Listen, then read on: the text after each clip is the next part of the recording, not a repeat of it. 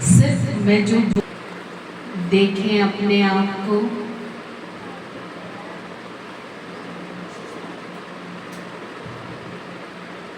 दोनों आईब्रो के बीच में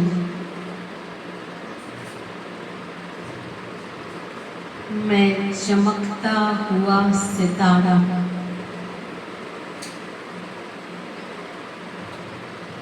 जिस प्रकार आसमान में सितारा चमकता है,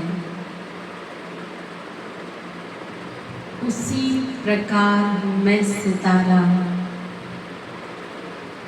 दोनों आईब्रो के बीच में चमक रहा हूँ।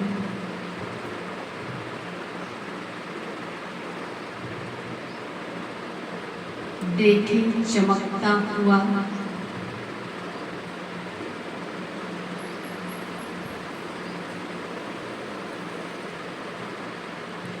टिम-टिम करते तारे की तरह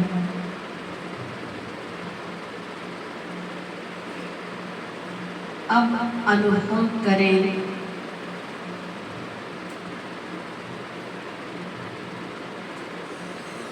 कि मैं तारा दोनों आईब्रो के बीच से निकलकर ऊपर की तरफ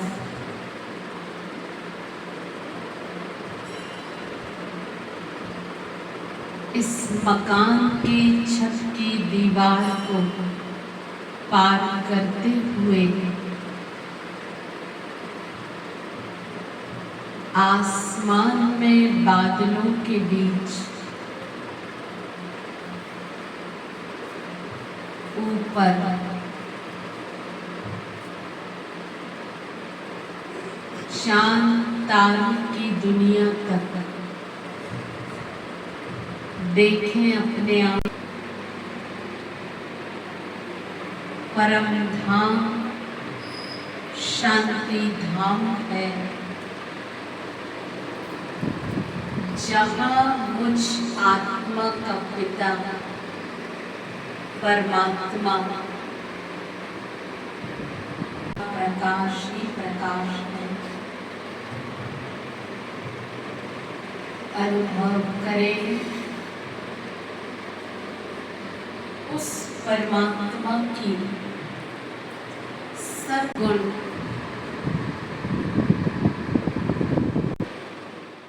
कल क्या बताया था, याद है? अपने बारे में क्या बताया था कल? किसकी 7 वैल्यूज? अपनी माना किसकी? आत्मा की। क्योंकि शरीर अलग चीज है और आत्मा अलग चीज है। नाक से सूंघती है और हाथ से कर्म कराती है।